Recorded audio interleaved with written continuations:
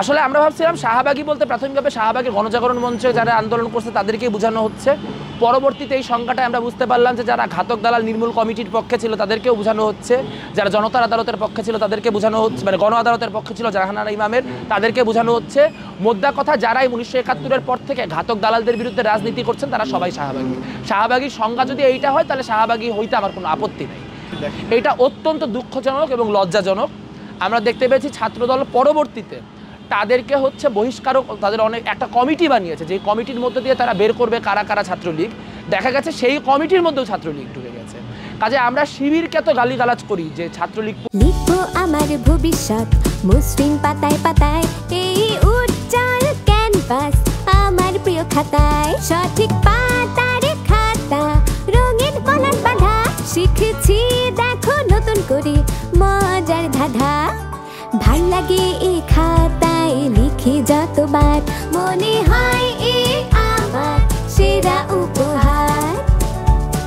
বসুন্ধরা খাতা, লেখো তোমার ভবিষ্যৎ। পুনর্বাসন করার জন্য ছাত্র দলও যদি একই কাজ করা শুরু করে তাহলে সেটা খুবই মর্মান্তিক। কিন্তু আমরা আশা করবো যে তারা এটা শুদ্ধ করবে। তারা অনেকগুলো নামে মানুষের নাম কিন্তু ইতিমধ্যে বাদ দিয়েছে। কিন্তু দেখেন এখানে একটা কথা বলা খুব জরুরি, সেটা হচ্ছে ছাত্রলীগ যে ছাত্র দলের মধ্যে ঢুকেছে এটা আমরা জানতে পারলাম কেন? কারণ তারা প্রকাশ্যে কমিটি দিয়েছিল। যদি তারা প্রকাশ্যে কমিটি না দিত তাহলে আমরা কোনোদিন জানতে পারতাম না। এই জন্যই রাজনীতিটা প্রকাশ্য থাকা গুরুত্বপূর্ণ। কারণ রাজনীতি আপনি নিষিদ্ধ করে দিলেও গুপ্ত অবস্থায় থাকবে, কিন্তু গুপ্ত রাজনীতির দায় কাউকে নিতে হয় না। প্রকাশ্য রাজনীতির দায় এই জন্য কাউকে নিতে হয়। তোফাজ্জল হত্যাকাণ্ডের জন্য কেউ দায় নেয় নাই, কিন্তু আজ যদি ছাত্রদল, ছাত্র শিবির, বাকছাস, বামপন্থীদের ওপেন কমিটি থাকে এবং তা কোনো সংগঠনের কেউ কোনো একটা অপরাধমূলক কার্যক্রমের সাথে সম্পৃক্ত হয়, তাহলে অন্ততপক্ষে তার সংগঠনকে তার জন্য জবাবদিহি করতে বাধ্য করা যাবে। যদি রাজনীতিকে গুপ্ত করে দেওয়া হয় সেই সুযোগও থাকবে। আপনাদের জামাত মানেই পাকিস্তানি, কথাটার মানে এইটা না যে জামাত হচ্ছে ন্যাশনালিটি হিসেবে পাকিস্তানি। বলছি Jamaat conceptually Pakistani, ideologically Pakistani. Ideologically Pakistani মানে কি?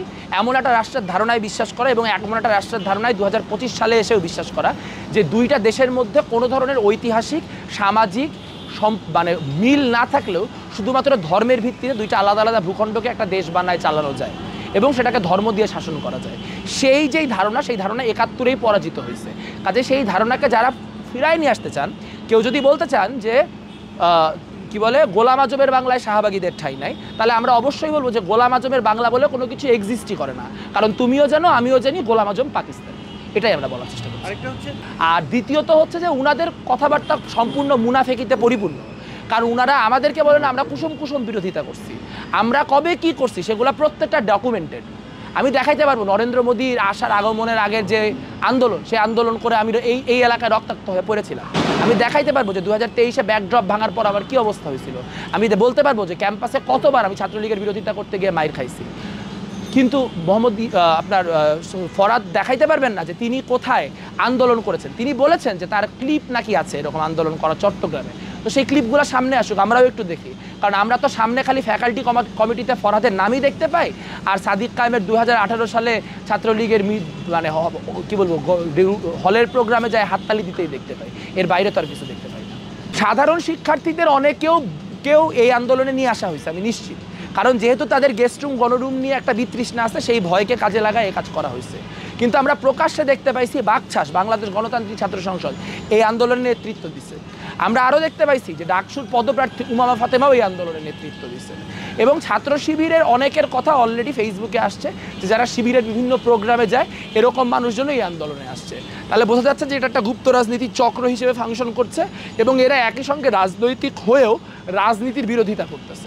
আমরা গত 1 বছর ধরে একথাই বলে আসছি যে অরাজনৈতিকতা বলে কোনো কিছু নাই। অরাজনৈতিকতা বলতে যা করা হচ্ছে তা আসলে গুপ্ত রাজনীতি বা অন্য পথের রাজনীতি। For more updates, follow us on Facebook, subscribe our YouTube channel, get the latest update on www.daily-sun.com.